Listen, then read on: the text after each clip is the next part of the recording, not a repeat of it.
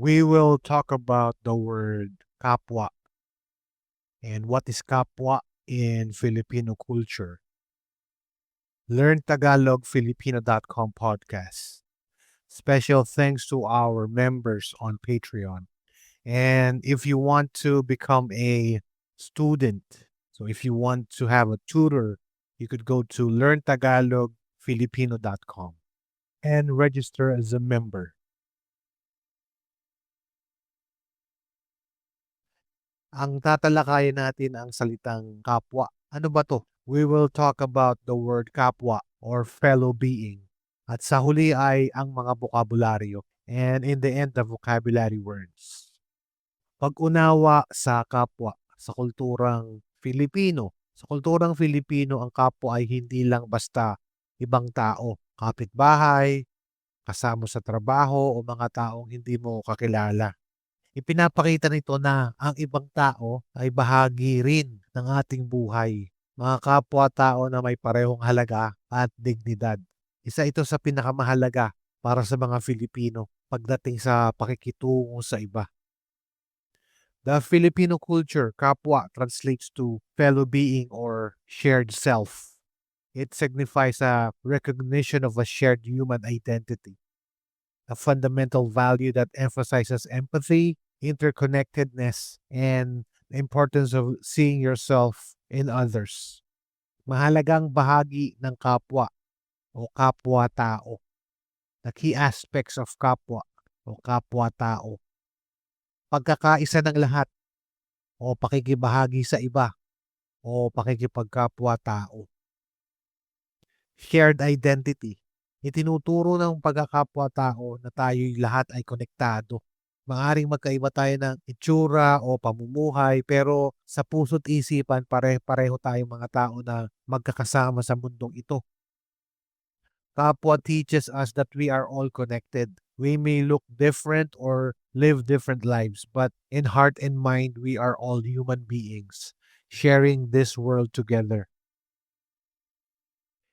Empatya at pagmamalasakit o pakikiramay o kaya naman pakikidalamhati. Empathy and compassion. Hinihikaya tayo na makipagkapwa-tao, na alalahanin at alagaan ang iba, hindi lang dahil kailangan, kundi dahil nakikita natin ang sarili natin sa kanila. Pantay-pantay ang pagtingin sa lahat, may malasakit at respeto sa iba. It encourages a sense of care and concern for others, treating them as equals and recognizing their value. We are encouraged to connect with others as fellow human beings, to remember and care for others, not because we have to, but because we see others or we see ourselves in others. Everyone is treated equally with compassion and respect. Moral na pananagutan, moral obligation. Kapag naniniwala ka sa pakikipagkapwa-tao, may damdamin ka na mayroon kang responsibilidad na gumawa ng mabuti, tumulong at iwasang makasakit ng kapwa. Ipinaalala nito na kung paano natin tratuhin ang iba at kung ano ang ginagawa natin sa ating sarili o sa ating mga mahal sa buhay ay ganun din ang ating gagawin sa iba.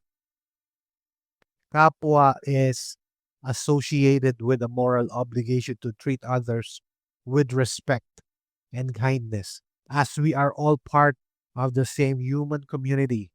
It reminds us that the way we treat others and what we do to ourselves or to our loved ones is also what we do or are doing to others. Epekto sa pag-iisip at lipunan. Psychological and social significance. Ang kapwa ay nasa puso ng mga relasyon sa lipunang Filipino. Kaya mahalaga sa atin ang pamilya, bayanihan at pagiging magiliw sa kapwa. The concept of kapwa is central to Filipino social psychology and understanding interpersonal relationships. Kapwa is at the heart of relationships in Filipino society. That's why family, bayanihan, which is community cooperation, and being kind to others are so important to us. to us Filipinos. Pakikipagkapwa, pakikipagkapwa-tao. Relation with others.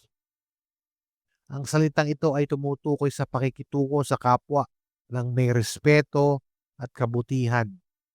Ipinapakita nito kung paano natin isinasabuhay ang kapwa o pagkakapwa-tao sa araw-araw. Sa pamilya, sa mga kaibigan o kahit sa mga hindi natin kakilala. This word refers to treating others with respect and kindness. It shows how we live out the value of kapwa o pagkakapwa-tao in our daily lives, whether with family, with our friends, or even total strangers. Ang pakikipagkapwa-tao ay ang nakikita natin sa ating sarili at nakikita rin natin sa ibang tao. Paalala ito na hindi tayo nag-iisa at na lahat tayo ay may koneksyon sa bawat isa. Ang ganitong pananaw ay tumutulong sa pagkakaroon ng isang lipunang puno ng pagkakaisa, malasakit at respeto. Kapwa is about seeing yourself in others. It is a reminder that we are not alone and that we are all connected to one another. This way of thinking helps build a society with unity, compassion, and respect. Ngayon, dumako tayo sa bokabularyo. Let's go to the vocabulary part of our lesson. So, pinag-uusapan dito kapwa. No? Kapwa-tao. Fellow human. Shared self. Mahalaga sa mga Pilipino ang pakikipagkapwa-tao. Filipinos value others as fellow human beings. Again, kapwa-tao, kapwa-tao. Fellow human or shared self. Kapwa-tao. Our next word is pagkakaisa. Unity. Pagkakaisa. Ang pagkakaisa ay nagpapalakas ng samahan sa komunidad. Ang pagkakaisa ay nagpapalakas ng samahan sa komunidad. Unity strengthens the bond in the community. Pagkakaisa.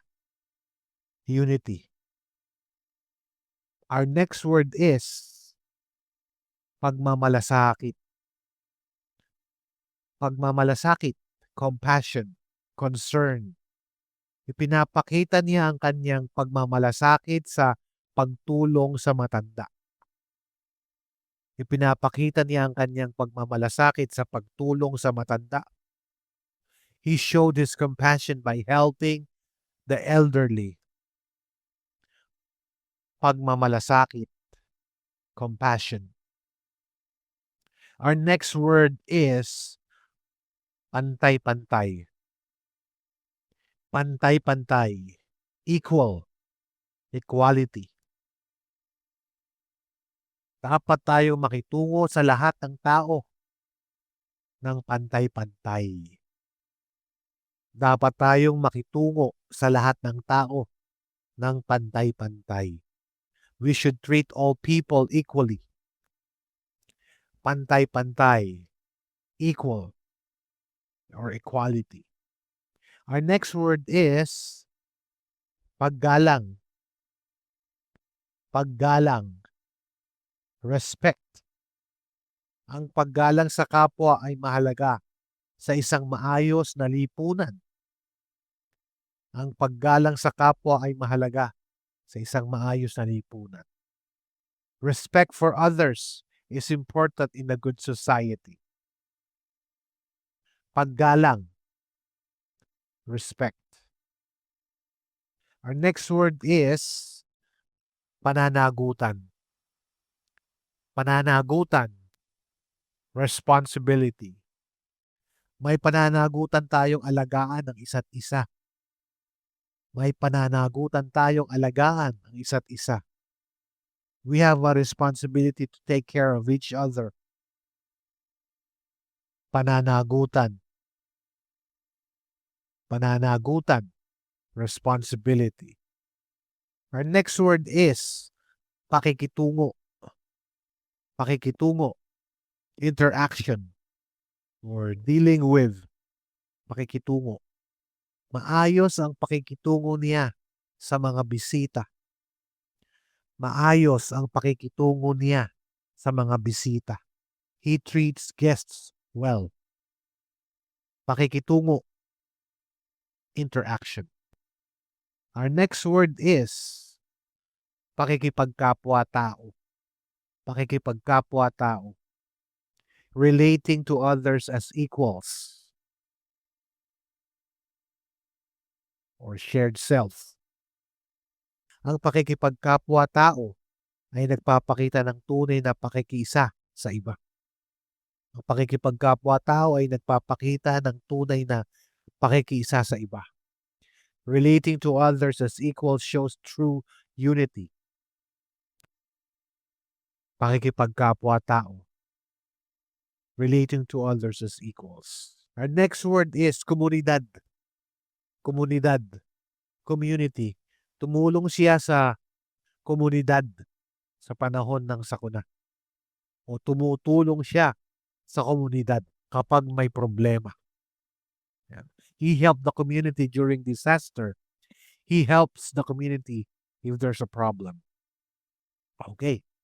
And if you're interested to learn Tagalog, learn Filipino, you could hire a tutor at learntagalogfilipino.com, or if you need someone to talk to in Filipino to practice your Tagalog speaking skills, go to learntagalogfilipino.com and register on our Patreon page on the first tier or on the second tier. At kung nag-aaral ka ng Tagalog, Filipino, and if you're studying Tagalog, Filipino, you can do it.